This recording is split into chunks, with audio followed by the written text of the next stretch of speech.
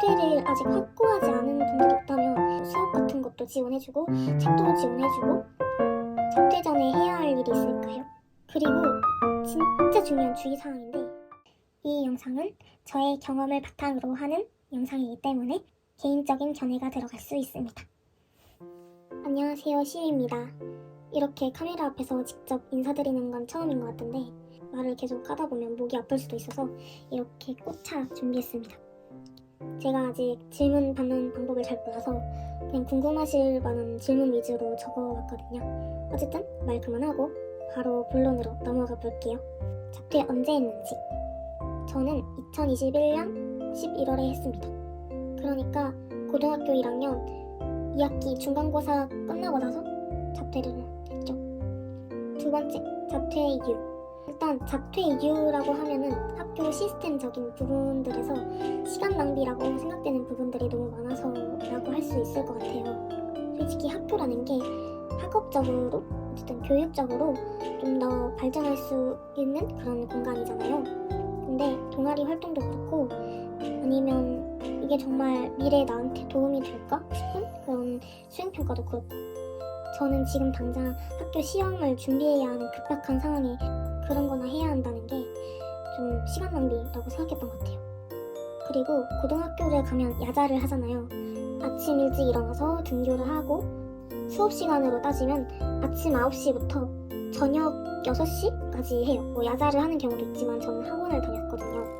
그래서 저녁을 먹고 학원을 가면은 밤 10시, 11시 이럴 때 마치거든요. 그리고 이제 집에 오면은 씻고 바로 자고, 그리고 아침에 일어나면 또 학교 가고, 계속 이거 반복.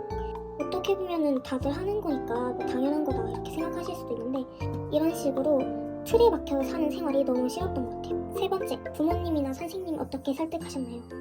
제가 사실 중학생 때부터 잡태를 하고 싶어 했었어요. 그래도 중학교 졸업까지만 하고 고등학교 가서 다시 생각해보자 이런 식으로 얘기를 했었고, 입학을 거의 하자마자 이런 지원도 있고 이런 활동도 할 수 있대 이런 거를 다 말했어요. 제가 잡태 후에 어떤 목표를 가지고 뭘 할 거고 이런 것들 계획을 다 철저하게 짜서 엄마한테 말을 했더니, 그렇게 계획을 열심히 짜니까 엄마가 허락해 주셨어요. 그리고 저희 아빠는 그냥 하고 싶다고 얘기하니까 바로 흔쾌히 너가 원한다면 해라 이렇게 허락을 해줬고, 그리고 선생님은 담임 선생님이랑 제가 잡태할 때 위클래스 선생님도 같이 상담을 했는데 두 분 모두 처음엔 반대를 했죠. 잡태 숙려제 이런 것도 있는데 신중히 생각해서 잡태를 하자 이런 식으로 말씀하셨거든요.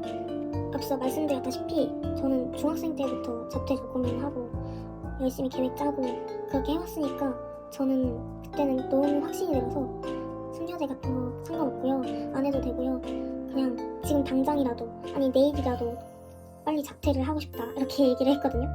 그런 식으로 거의 일주일 동안 상담을 하다가 제 의견이 이렇게 확고하니까 두 손 두 발 다 드신 것 같아요. 네 번째는 잡태를 해야 하는 시기에 대해서 얘기를 할 건데요. 만약에 잡태나 미진학을 생각하고 있다면 1년만이라도 아니면 한 학기만이라도 한번 누려보고 잡태를 하면 좋을 것 같아요. 제 주변에 잡태가 아닌 고등학교를 미진학한 친구가 있는데 그 친구가 한번 다녀볼 걸 후회된다고 그렇게 말한 적이 있었던 것 같거든요. 그래도 그 경험 다시는 오지 않으니까 한 번만이라도 경험해보고 그때 잡태를 하는 걸로 추천드립니다. 다섯 번째, 잡태 숙려 기간에 대해서 말씀을 드릴 건데, 잡태 숙려제라는 건 쉽게 말해서 잡태를 고민하는 사람들에게 한 일주일에서 최대는 7주까지 그 기간 동안 잡태를 고민할 수 있는 시간을 주는 거거든요. 잡태를 아직 확고하지 않은 분들이 있다면 이것도 나쁘지 않다고 생각해요. 하지만 저는 앞서 말씀드렸다시피 굉장히 생각이 확고했기 때문에 저는 숙려제 사용하지 않았습니다. 여섯 번째, 주변 사람들 반응에 대해서 말씀드릴 건데요. 일단은 뭐 친척분들도 그렇고 가족들도 그렇고 너가 하고 싶으면 해라 그런 식으로 믿어주시는 분들이 대부분이었어요. 그리고 친구들은 등교하고 이제 애들 모여있는데 가가지고 얘들아 나 사실 잡태할 것 같아 이렇게 얘기를 했거든요. 주변 애들 다 눈이 휘둥그레해져서 뭐? 왜? 이렇게 당황하는, 당연하죠. 한 친구는 갑자기 제가 학교를 떠난다니까 갑자기 막 우는 거예요. 그런 반응이었습니다. 7번째, 자퇴의 장단점. 일단 장점은 시간이 많다는 겁니다. 그리고 단점은 시간이 많다는 겁니다. 장점이라고 하면 시간이 많아서 오로지 나에게만 시간을 쓸 수 있어요. 단점은 시간이 많으니까 애들을 등교할 시간에 저는 심심하다는 점. 네, 심심하고 외롭고 막 그래요. 8번째, 꿈드림 센터에 대해서 말씀드려 볼 건데요. 여러분들이 자퇴에 대해서 찾아보다가 꿈드림 센터라는 그 키워드를 보신 적 있으실 거예요. 학교 밖 청소년을 지원하는 센터. 그래서 여러 가지 분야에서 지원을 해줘요. 뭐 예를 들어 검정고시 같은 경우는 검정고시 수업도 해주고 책도 지원해주고, 아니면 검정고시 원서 접수할 때 그 센터에 가서 지원할 수 있고, 아니면 문화생활 같은 거 여러 가지 프로그램들이 많은데 독서 프로그램도 있고, 아니면 뭐 그림 그리기든 만들기든 예술 프로그램도 있고, 아니면 직업 체험, 저는 메이크업 아티스트도 해봤고 조향사 직업 체험도 해봤어요. 뮤지컬 같은 것도 공짜로 볼 수 있고, 영화도 당연히 되고, 댄스 프로그램도 있었어요. 필라테스도 있었고 킥복싱도 있었어요. 그리고 꿈드림 단이라는 학교 밖 청소년들의 대표 청소년이라고 할 수 있죠.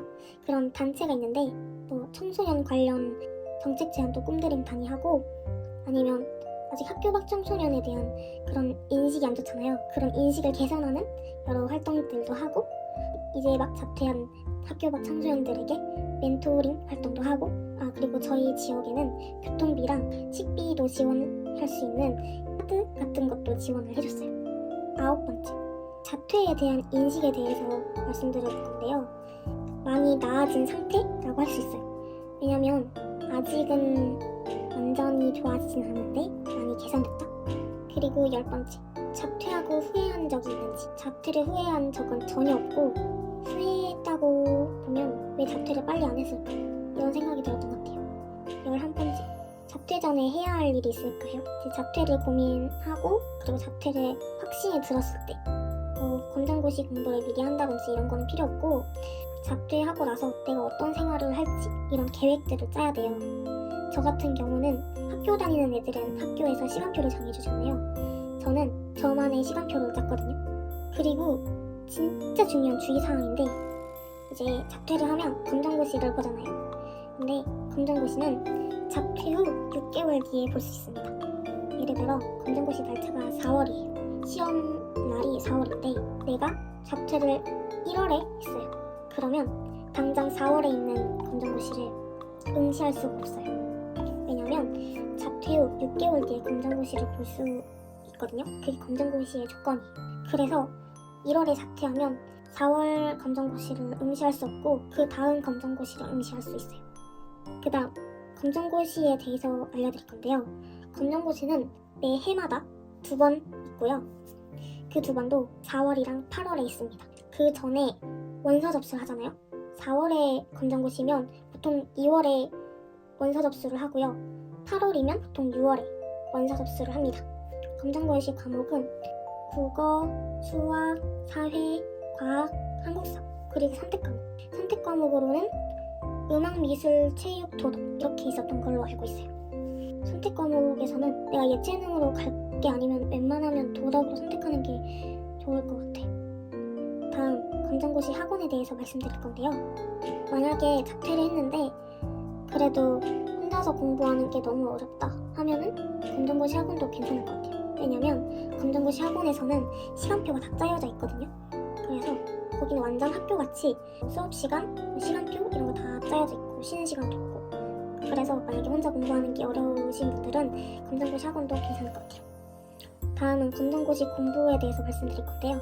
저는 일단 검정고시 학원이랑 꿈드림 센터에서도 수업을 받아봤고 검정고시 인강도 들어봤는데 저는 인강, 학원, 센터 다 별로였어요. 저는 아까 말씀드렸다시피 틀에 박혀서 공부하는 걸 별로 안 좋아하다 보니까, 그래서 저는 어떻게 공부했냐면 EBS 강의도 봤거든요. 거기에서도 제가 고등학교 1학년 때 많이 들었던 선생님 위주로 저한테 맞는 강의를 찾아서 공부를 했어요. 다음으로 검정고시 난이도에 대해서 말씀드려볼 건데요. 검정고시 난이도라고 하면 저는 일단 되게 쉬웠어요. 왜냐하면 고등학교 1학년 때까지만 해도 어느 정도 공부를 하고 있어서 검정고시는 고등학교 1학년 과정까지만, 그 수준까지만 나오거든요. 흔히 말해서 검정고시라고 하면 공부 딱히 안 해도 기출문제만 달달이 풀면 합격할 수 있다, 이런 말도 있거든요. 그 정도로 쉬워요. 다음으로 검정고시 지원 방법에 대해서 말씀드릴 건데요. 검정고시는 제가 꿈드림 센터를 다녀서 꿈드림 센터에서 지원을 했고요. 만약에 학교를 중퇴하셨으면 그 중퇴한 그 학교의 재적 증명서가 필요하고요. 미진학하신 경우엔 뭐 그 전, 그러니까 뭐 고등학교 미진학이면 중학교 미진학이면 초등학교, 이런 식으로 그 전 졸업한 졸업 증명서가 필요하고요. 그리고 만약에 중학교도 검정고시를 보셨으면 합격 증명서라고 하죠. 이게 필요해요. 그리고 증명사진이랑 신분증 이렇게 필요합니다. 그 다음 검정고시 재시험에 대해서 말씀드릴 건데요. 일단 검정고시는 재시험이 가능합니다. 검정고시를 합격했는데 뭔가 수학만 더 올리고 싶다 하면은 딱 수학만, 특정 과목만 선택해서 응시할 수 있습니다. 대신 그 전에 받은 성적은 포기해야 돼요. 그 다음 자퇴 후에 어떻게 생활했는지. 일단 8월에 검정고시 치고 4월에 재시험을 치고 그리고 그 해에 수능도 못 쳤어요. 진짜 공부만 했다고는 못하겠어요. 왜냐하면 중간중간에 센터 활동도 열심히 하고 어쨌든 시간을 버리고 살진 않았던 것 같아요. 그 다음 무기력해지는지 사회성이 떨어지는지. 일단은 사회성에 대해서 얘기를 하자면 전혀 걱정을 안 해도 되는 게, 저는 오히려 자퇴를 하고 나서 친구가 더 많아졌어요.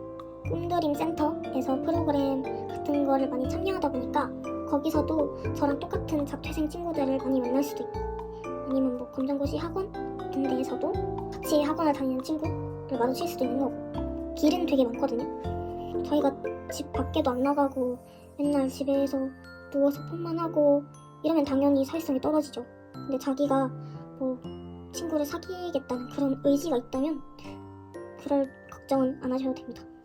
무기력해지는 것 또한 자기가 무언가를 계속 하려고 노력을 하고 무기력해지지 않으려고 노력만 한다면 그럴 걱정도 없는 것 같아요.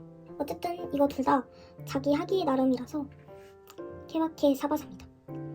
그 다음 자퇴를 비추천하는 경우는 단지 학교 공부가 싫어서 자퇴를 하고 싶은 사람, 아무런 목표가 없는 사람, 진짜 게으른 사람, 이런 경우에서는 자퇴를 비추천합니다. 내가 그래도 자퇴를 한 게 좋은 선택이었다는 걸 보여줘야 되는데 그러면 보여줄 수가 없어요. 그리고 자퇴를 추천하는 경우, 아까와 반대로 자기의 목표가 확고한 사람, 시간 활용을 잘하는 사람.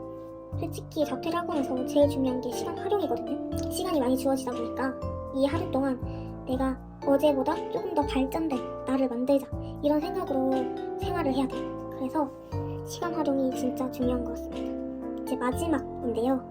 자퇴를 고민하는 사람들에게 조언을 한마디 하자면, 자퇴를 고민하고 있다면 고민을 최대한 많이 해야 된다고 생각합니다.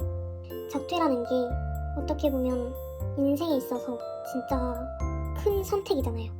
그만큼 후회하지 않으려면 정말 신중하게 고민하고 선택을 해야 한다고 생각합니다. 자퇴를 결정했을 때도 정말 세세한 계획을 짜야 됩니다.